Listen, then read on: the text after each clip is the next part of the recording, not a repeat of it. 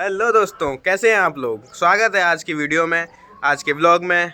आज हम जाने वाले हैं एक ऐसी जगह जहाँ पे एक ऐसा बैंक है जहाँ पे राम नाम जमा होता है, ना कि पैसा।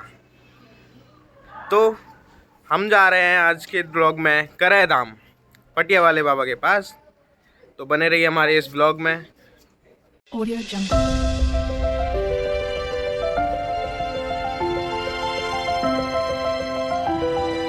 Audio Jungle. तो दोस्तों, जैसा कि आप देख सकते हैं, हम लोग निकल चुके हैं अपनी स्कूटी पे। मेरे साथ है मेरे भाई बहन और मेरा प्यारा गुन्नू, मेरा भांजा। तो चलिए बढ़ते हैं अपने सफ़र की ओर।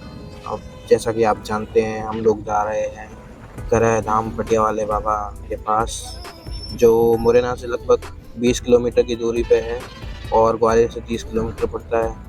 आप चाहें तो यहाँ से बस से जा सकते हैं या अपने वाहनों से जा सकते हैं। लगभग 11 किलोमीटर का रास्ता जो है वो हाईवे पे पड़ता है। उसके बाद 7 किलोमीटर का रास्ता जो है वो थोड़ा अंदर की तरफ रोड है। हाईवे तक के लिए तो आपको कोई दिक्कत ही नहीं होगी आने जाने में। तो दोस्तों, पटिया वाले बाबा के करह धाम के नाम के पीछे भी एक बड़ी कहानी है। ऐसा कहा जाता है कि पुराने टाइम पे जब बाबा वहाँ तप करते थे तो उनके द्वार पे कोई भी भूखा प्यासा व्यक्ति आए तो वो खाली ही पेट नहीं जाता था। बाबा उसका पेट भर दिया करते थे। उनका कढ़ाई जो थी, कढ़ा बोलते हैं जो, वो हमेशा चूल्हे पे चढ़ा ही रहता था, खाना बनता ही रहता था। तो उस कढ़ा से ही धीरे धीरे होते हुए नाम ये करह पड़ गया और ये हमारा करह धाम बन गया है।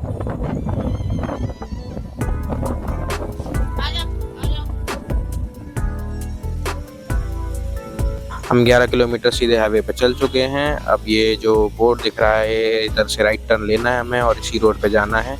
यहाँ से लगभग 7 किलोमीटर अंदर जाके हमें करह धाम मिलेगा।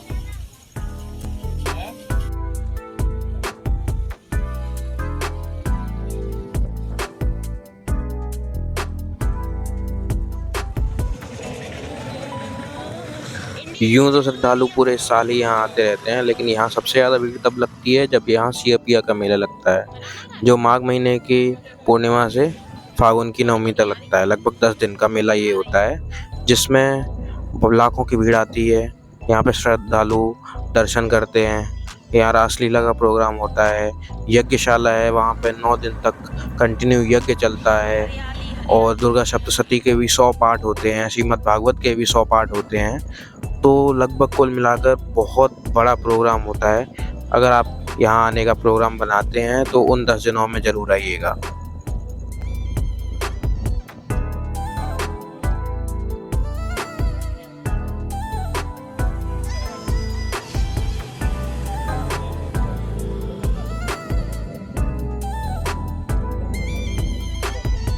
तो दोस्तों, हम लोग पहुँच चुके हैं करह धाम। आप देख सकते हैं इसका गेट कितना भव्य और विशाल बना रखा है।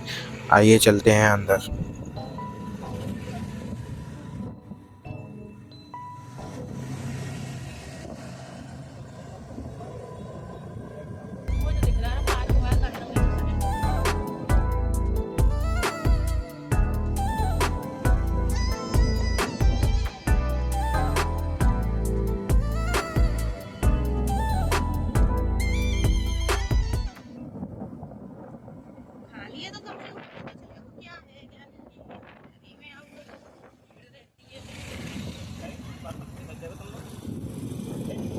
स्कूटी एक जगह पार्क करके फिर यहाँ से हम लोग प्रसाद वसाद लेके चलते हैं अंदर, फिर आपको दर्शन कराएंगे। तो हम लोगों ने एक जगह अपनी स्कूटी पार्क कर दी है, प्रसाद ले लिया। अब चलते हैं बाबा के दर्शन के लिए। आपको एक चीज़ बता दूं कि पटिया वाले बाबा का मंदिर तो हमेशा ही खुला रहता है।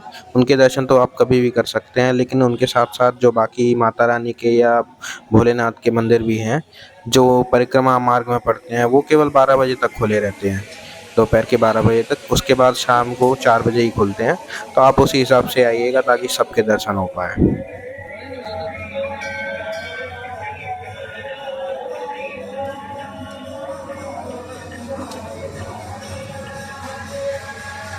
ये जो कीर्तन आपको सुनाई दे रहा है वो 24 घंटे ऐसे ही चलता रहता है और पिछले 50 सालों से ऐसे ही चलता आ रहा है और आगे भी चलता रहेगा। यही यहाँ की सबसे बड़ी खास बात है।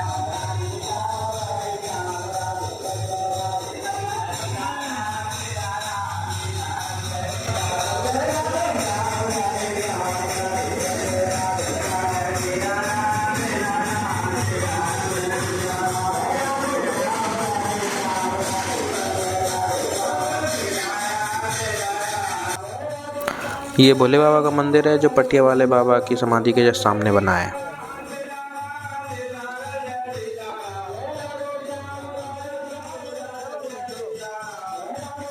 हमारे पटिया वाले बाबा का नाम पहले राम रतन दास बाबा था, लेकिन उन्होंने करीबन 50 सालों तक एक ही पटिया पर बैठ के तपस्या की, जिसकी वजह से उनका नाम पटिया वाले बाबा पड़ गया। कुछ टाइम पहले तक तो यहाँ पे वो पटिया सामने रखी हुई दिखाई देती थी, अब तो यहाँ से हटा दी है। चलिए दर्शन करते हैं बाबा के और परिक्रमा लगाते हैं।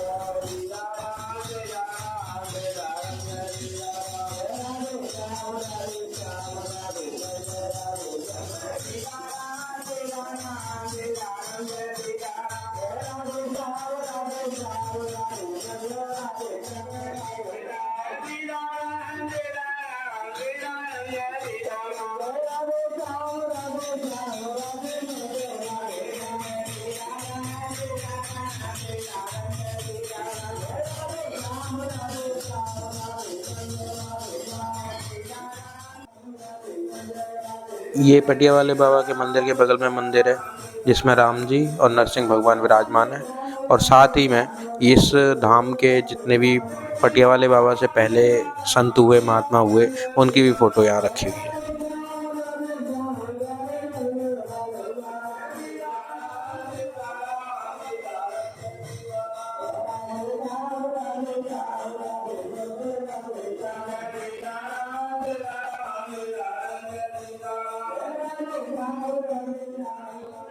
ये जो कुआं है वो किसी चमत्कार से कम नहीं है। कहते हैं कि अगर इस कुएं का पानी पी लिया जाए तो किसी भी रोग का इलाज हो सकता है। खास करके अगर किसी को कुत्ते ने काट लिया है तो वो यहाँ आके इस कुएं का पानी पी ले तो उसका रोग बिल्कुल ठीक हो जाएगा, उसको कोई भी इंजेक्शन लगवाने की ज़रूरत नहीं है। और ये मेरे भाई के साथ भी हो चुका है, उसको कुत्ता काटा था, हम लोगों ने यहाँ का पानी पिलाया उसको, और उसको कुछ भी इंजेक्शन लगाने की ज़रूरत नहीं पड़ी, वो बिल्कुल सही हो गया। पहले ये कुआं खुला हुआ था जिसमें से बाल्टी डाल के ही पानी लेना पड़ता था, लेकिन अब तो यात्रियों की सुविधा के लिए इसमें 4-4 हैंडपंप लगा दिए हैं, जिससे हैंडपंप चलाओ और पानी ऊपर आ जाता है, और आप अपना बोतल भी भर के ले जा सकते हैं, यहाँ पानी पी सकते हैं। तो दोस्तों हमारे मुरैना ज़िले में पटिया वाले बाबा का इतना नाम है कि बच्चा बच्चा उनको जानता है। कोई भी शुभ काम हो तो सबसे पहले उनका नाम लेके ही सब शुभ काम चालू किया जाता है।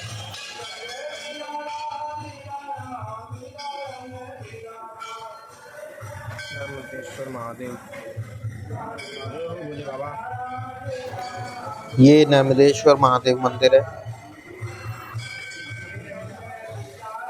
तो चलिए दोस्तों अब आपको दर्शन कराते हैं एकादश मुख यानी 11 मुँह वाले हनुमान जी के, जिनकी मूर्ति लगभग 20 फुट ऊंची है। इनके दर्शन करने से ही आपके सारे कष्ट दूर हो जाएंगे।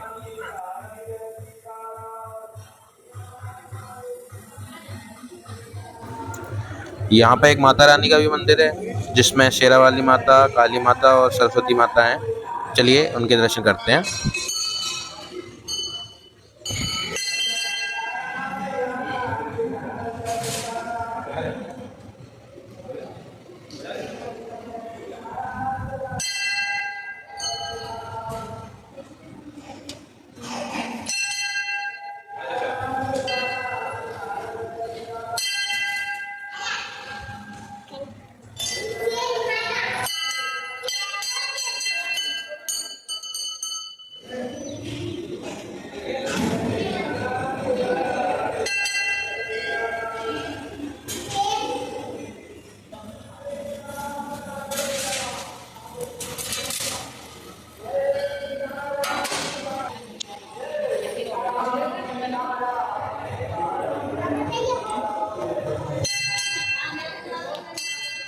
तो दोस्तों हम लोगों ने सारे मंदिरों के दर्शन कर लिए हैं। अब थोड़ी देर भजन कीर्तन में बैठेंगे, सीताराम का नाम लेंगे, उसके बाद परिक्रमा लगाने चलेंगे।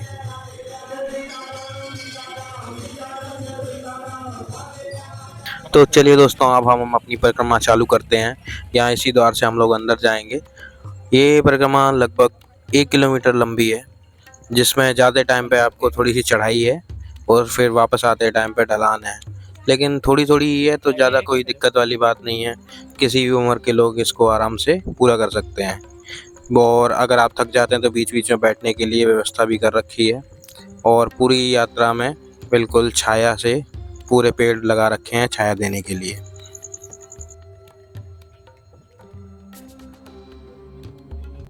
चलिए दोस्तों आगे बढ़ते हैं, लेकिन हम लोग पूरी परिक्रमा का वीडियो नहीं बनाएंगे क्योंकि वीडियो ज़्यादा ही लंबी हो जाएगी। जहाँ जहाँ आपको ज़रूरत है बताने की कि ये क्या चीज़ है, ये कुछ इम्पोर्टेंट है, वही मैं आपको बताता रहूँगा और आगे बढ़ते हैं।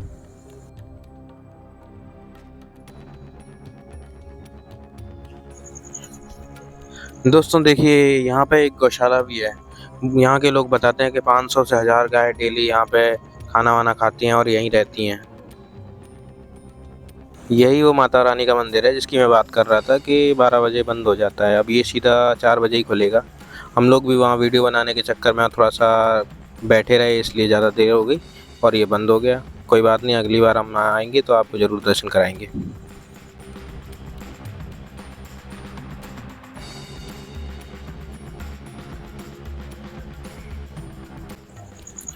यहाँ पे आप देख रहे होंगे कुछ घर टाइप के स्ट्रक्चर बने हुए हैं।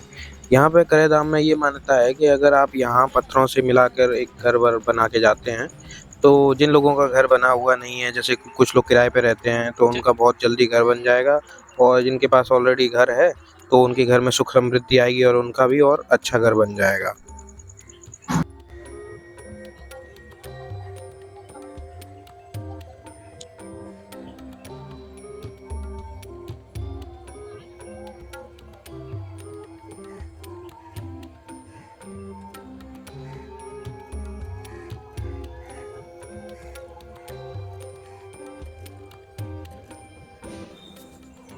तो चलिए दोस्तों, यहाँ पे हमारी परिक्रमा ख़त्म हो गई।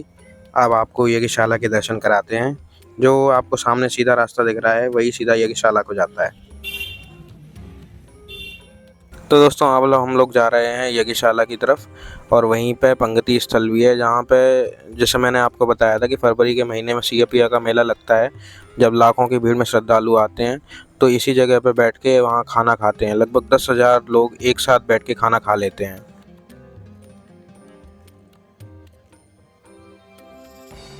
ये जो सामने आपको जगह दिखाई दे रही है, यहीं पे पंक्ति लगती है, लोग खाना खाते हैं। और ये आपको सामने कढ़ाई दिखाई दे रही होगी। ऐसी ऐसी बड़ी बड़ी कढ़ाई हैं जिनमें खाना बनता है, और काफ़ी लोगों का खाना एक साथ बन जाता है। आगे भी बहुत सी कढ़ाई रखी हुई है, जिसको मैं दिखाने की कोशिश करूँगा।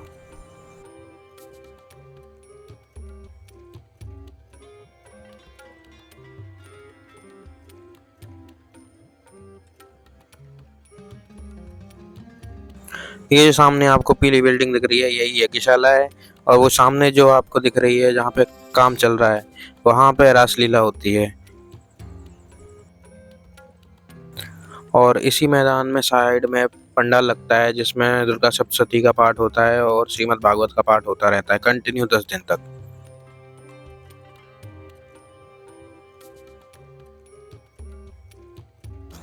तो दोस्तों ये था हमारे एक्सप्लोरिंग एमपी सीरीज़ का पार्ट 4, जिसमें हमने पटिया वाले बाबा के आपको दर्शन कराए। आपको ये व्लॉग कैसा लगा मुझे ज़रूर कमेंट करिएगा, और नए हो तो चैनल को सब्सक्राइब ज़रूर कर देना यार, प्लीज़ सपोर्ट करिए। और मिलते हैं अगले व्लॉग में। धन्यवाद।